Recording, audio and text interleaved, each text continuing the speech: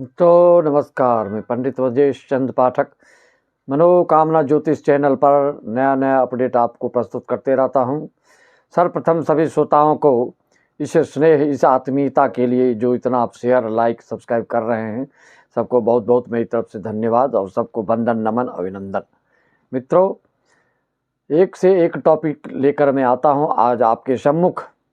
आप अपनी कुंडली में चंद्र को देखिए कहाँ बैठा है। उससे आपको घर की स्त्री या आपका दाम्पत्य जीवन या वैवाहिक जीवन या आपका रोजगार, उद्योग, धंधा क्या है वो सब स्पष्ट हो जाता है। चंद्र जानते हैं हम मन का कारक है। चंद्रमा मन सो जाता चक्षो हो सूर्यो जाता, यह सब श्लोक आप सुनते हैं। तो मन का कारक ग्रह चंद्रमा है, तो चंद्र से क्या क्या चीज़ पता चलता है। उद्योग, धंधा, स्वास्थ्य, मन के बारे में कैसे आपका मन होता है। कोई भी कार्य जो आप करते हैं वह मन में ही कोई बात आपकी आती है, तब फिर वो क्रियान्वित होता है, फिर उसकी रूपरेखा बनती है, फिर आप उसकी योजना बनाते हैं, तब जाके वह फिर क्रिया के रूप में परिणत होता है। उस उद्योग धंधा पर आप पहुँचते हैं। तो जिसका चंद्रमा बलिष्ठ नहीं है और पापग्रस्त है, तो ऐसे जातक का मन जो है बिल्कुल चंचल होता है और तुनुक मिजाजी भी हो सकता है। सहनशीलता इसमें नहीं होती है, चिड़चिड़ापन इनमें होता है। और खास करके स्त्री का दोष इस चंद्र से देखा जाता है। आपके घर में स्त्री ऋण तो नहीं, आपके पूर्वज ने किसी स्त्री को प्रताड़ित तो नहीं किया, या किसी स्त्री कोई आपके घर में, कुल में, परिवार में कोई सुसाइड किया हो, या कोई उसको मारधार किया हो, उसके साथ कोई दुर्व्यवहार किया हो, उनको विशेष अपमानित किया हो किसी भी रूप से, तो वो ऋण, वो दोष आपकी कुंडली में आ जाता है। तो उसके परखने के लिए बिल्कुल सरल से सरलतम, बिल्कुल जो कि समझने में आपको कोई दिक्कत नहीं होगी, देखते ही आप समझ जाएंगे। जो अपने घर, कुल परिवार की बात को जानते हैं वह तो इसको सुनते ही आप अपनी कुंडली में देखेंगे, उससे आपको स्पष्ट हो जाएगा कि कितना सटीक बैठता है। मित्रों, अगर चंद्र आप देखें अपनी कुंडली में प्रथम भाव में, लग्न भाव में, तनु भाव में बैठा है, तो ऐसे जातक को शिक्षा से जुड़े कारोबार में काफ़ी सफलता मिलती है। चाहे कोचिंग क्लास चलाए, चाहे विद्यालय खोले, चाहे शिक्षा से संबंधित कोई कारोबार, स्टेशनरी दुकान आदि आदि में काफ़ी लाभ देता है। और बड़े बड़े उच्च वर्गीय लोगों से, साथ में राजा जैसे व्यक्तियों के सानिध्य में रहने से आपको काफ़ी लाभ मिलता है। राजा के सानिध्य में कार्यक्रम और नौकरी आदि करने से आपको बहुत लाभ प्राप्त होता है। और ऐसे जातकों के लिए जिसका लग्न में चंद्र बैठता है, तो उसकी माता जब तक जिंदा रहती है तब तक उसको धन, दौलत, ऐश्वर्य, वैभव की परिपूर्णता बनी रहती है। और माता के गुजरने के बाद उसमें अचानक परिवर्तन आता है। धन का बहुत क्षय किसी न किसी रूप में होता ही है, उसमें निगेटिविटी आती ही है। इसको आप बिल्कुल अपनी कुंडली के अनुसार से इसको आप अनुभव कर सकते हैं, इसकी अनुभूति कर सकते हैं। ये आपको एहसास हो जाएगा कि बिल्कुल ये सत्य है, अकाट्य है, इस बात को कोई काट नहीं सकता है। अगर आपके जिसके चंद्र लग्न में हो और उसका अष्टम भाव में कोई शत्रु हो, शनि का या चंद्र का, तो ऐसे घर में, ऐसे कुल परिवार वाले के यहाँ जो पहले जो जन्म जो भी लेता है भाई बहन, उसकी मृत्यु हुई रहती है। एकाध संतान भाई बहन की मृत्यु हो गई रहती है, यह इसकी पहचान है। मित्रों, सावधानी क्या करना है आपको, चंद्र से संबंधित सामान ना बेचना है, ना दान करना है, इसको याद रखें। और बरगद के पानी में रेमेडी भी साथ ही साथ बताते जाऊंगा, ये नहीं कि अंत में आप प्रतीक्षा करते रहें। आपकी सुनने की इच्छा है कि नहीं, आप जिज्ञासु हैं कि नहीं, ज़बरदस्ती हम आपको रोक कर रखें, इस तरह की कतई हम नहीं करते हैं। तो जिसका प्रथम भाव में चंद्र हो, तो उसके लिए रेमेडी क्या है, बरगद के जड़ में आपको पानी डालना चाहिए और चांदी के बर्तन में आपको हमेशा दूध पीते रहने से इसमें बरकत होता है और इसका दोष जाता रहता है। मित्रों, देखिए आपकी कुंडली में बहुत लोगों में देखेंगे जो बहुत बहुत बड़े डॉक्टर रहते हैं, वृश्चिक राशि के सूर्य रहते हैं और चंद्र द्वितीय भाव में रहते हैं बलिष्ठ होके, तो बहुत बड़े बड़े डॉक्टर भी बनते हैं। चंद्र अगर दूसरे खाने में हो, तो ऐसे जातक को माता का खानदानी जायदाद मिलता है। भूमि का लाभ माता के द्वारा विशेष होता है। चंद्र लेकिन अच्छी स्थिति में होना चाहिए, दुष्प्रभावित नहीं होना चाहिए, पाप युक्त नहीं होना चाहिए। और माता के जीते जी शिक्षा अच्छी ग्रहण करना चाहिए, जो सब शिक्षा फलीभूत होता है। चंद्र का कारोबार ऐसे जातक को नहीं करना चाहिए, नहीं तो उसमें मंदा स्थिति रहती है। घर में आपको मंदिर बनाने से नुकसान होता है। घर में मंदिर ऐसे जातक को नहीं बनाना चाहिए। और ऐसे व्यक्ति की बहन के होने की कोई गारंटी नहीं होती है। बहन के लिए यह अशुभकारी थोड़ा होता है। बिल्कुल सही साठ हो तो ठीक, अन्यथा दिक्कत करेगा। सावधानी क्या होना चाहिए द्वितीय भाव के चंद्र वाले को? घर में कच्ची मिट्टी का स्थान जरूर रखें। पूरे के पूरे प्लाट को प्लास्टर ना कराएं, थोड़ी सी, वैसे वास्तुशास्त्र का तो नियम है, ब्रह्म स्थान में छोटी सी जगह 2x2 का भी खुली जगह रखते हैं, मिट्टी की जगह रखते हैं, प्लास्टर नहीं करते हैं, बंद नहीं करते हैं, तो आपका भाग्य हमेशा साथ देते रहता है। इसका ये चीज़ का आप विशेष ध्यान देंगे। और दरिया का पानी आपको घर में कहीं न कहीं रखना चाहिए। तीसरे घर में जिसका पराक्रम भाव में, तृतीय भाव में जिसके कुंडली में चंद्र बैठता है, तो ऐसे जातकों को पिता की आर्थिक हालत कम तब होती है जब आप शिक्षा, जैसे जैसे तृतीय भाव के चंद्र वाले की शिक्षा जितनी आगे ग्रहण करते जाएगा, वैसे वैसे पिता की आर्थिक स्थिति थोड़ा कमज़ोर होती चली जाती है। और लेकिन जो शिक्षा ग्रहण करते हैं आपके घर में तृतीय भाव वाले, उस शिक्षा का फल बहुत अच्छा मिलता है, इसमें कोई दो मत नहीं। और इनको चोरों से थोड़ा सा सावधान रहना चाहिए। और उम्र के लिए कुछ न कुछ सत्कार्य करते रहने से अच्छा होता है, अन्यथा दिक्कत होती है। ऐसों को क्या करना चाहिए तृतीय भाव वाले चंद्र वालों को? इनको आपको राहु केतु अगर गलत जगह में आपकी कुंडली बैठे हों तो उनका अवश्य उपाय करना चाहिए। और दुर्गा चालीसा बहन का, स्त्री वर्ग का मान सम्मान करते रहने से यह दोष समाप्त होता है।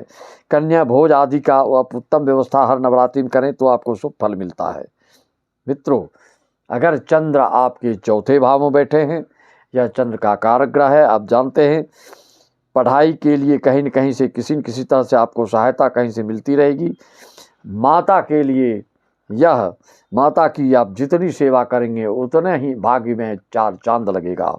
माता आपके लिए तारणकार सिद्ध होती है, तारने वाली होती है। चंद्र के व्यापार में भी ऐसे जातक को बहुत ही लाभ होता है। चंद्र से संबंधित व्यापार आप समझ ही रहे हैं, दूध हो गया, चावल हो गया, पेट्रोलियम चीज़ हो गया, लिक्विड चीज़ हो गया, ये सब चंद्र के उद्योग धंधा में आते हैं। ऐसे से इन सब चीज़ों से आपको काफ़ी सफलता मिलती है। लेकिन प्रतिदिन माता के चरण स्पर्श करें स्नान ध्यान करके, या सुबह उठते भी, तो आपके लिए भाग्य का द्वार खुल जाता है।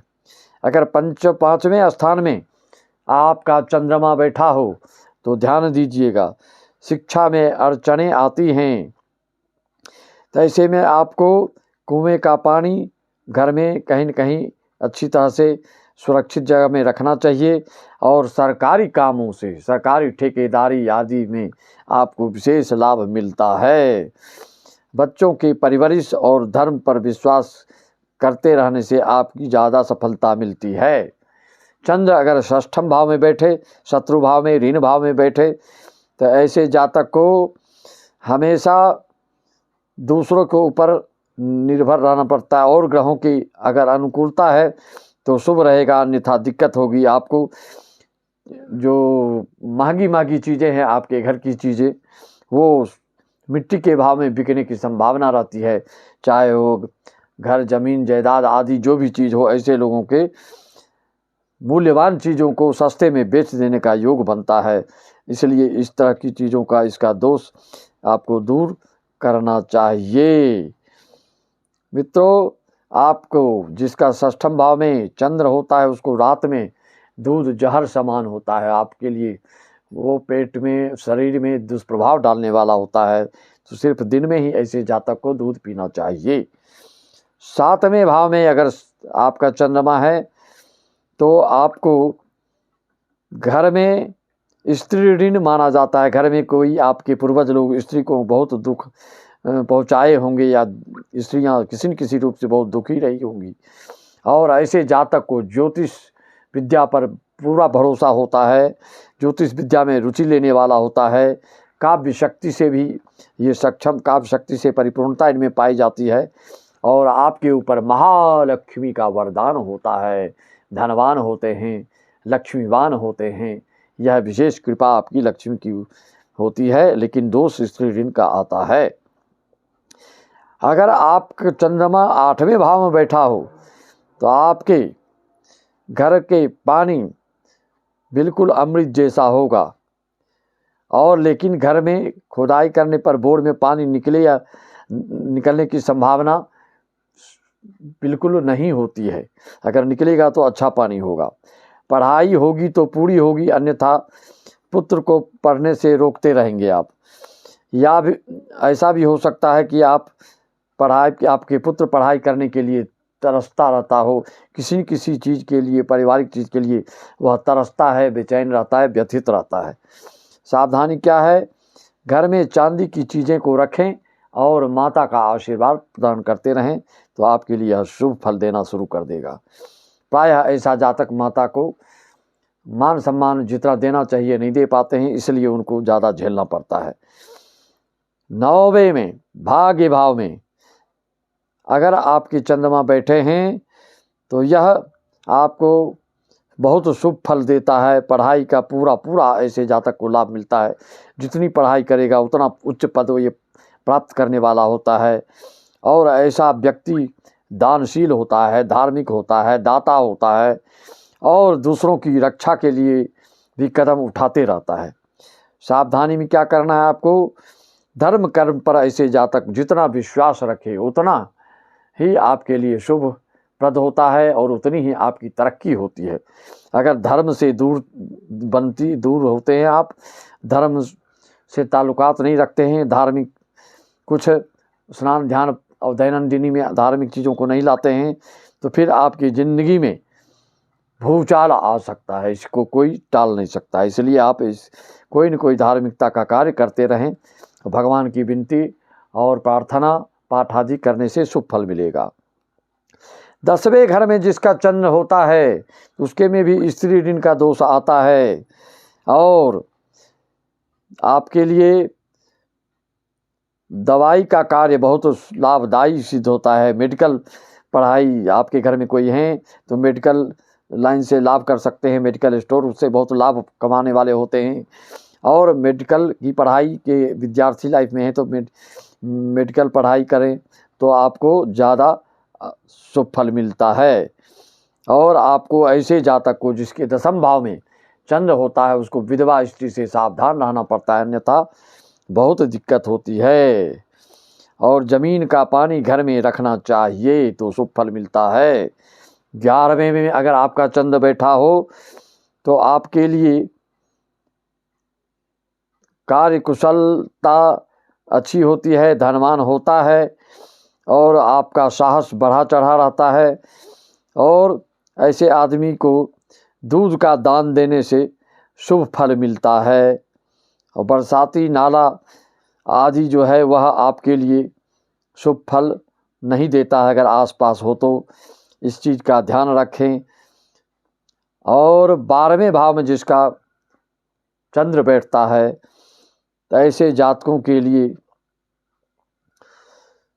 दुकानदारी में महारत हासिल होता है, बिजनेस व्यवसाय में बिल्कुल विवेकवान होते हैं, बहुत ही मेधावी होते हैं। व्यवसाय को कैसे चलाना है उसकी तरकीब, उसकी युक्ति, उसकी योजना ऐसा बनाते हैं कि उनका व्यवसाय उद्योग धंधा बहुत अच्छा चलता है।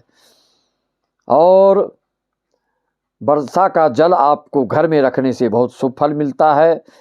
ससुराल के जायदाद से ऐसे जातक को लोभ रखने से बहुत हानि होती है। और धर्म पत्नी से संबंध अच्छा रखे तो भाग्य विशेष साथ देता है, अन्यथा भाग्य आपका अवरुद्ध हो जाता है। अचानक आपको भाग्य में अवरोध पैदा हो सकता है, इसलिए आप ध्यान दीजिए। इस तरह से चंद्र आपकी जहाँ भी कुंडली में बैठे हैं उस तरह का रेमेडी भी मैं आपको बता दिया हूँ। उसके हिसाब से उसके मंत्र आदि का जप आदि कर सकते हैं। जिसके जिस भाव में बैठे हैं उस हिसाब से रेमेडी कीजिए।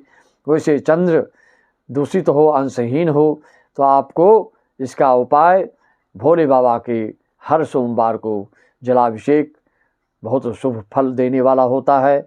यह चंद्र फल की विस्तृत चर्चा आपको मेष लग्न, मेष राशि वालों को अपने लग्न में देखेंगे। प्रथम भाव से द्वादश भाव तक का मैंने फलादेश बताया।